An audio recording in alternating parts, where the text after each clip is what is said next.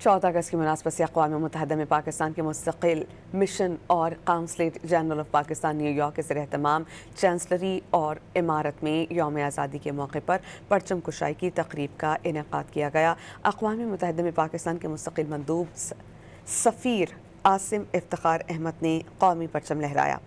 इस मौके पर कौमी तराना भी पढ़ा गया।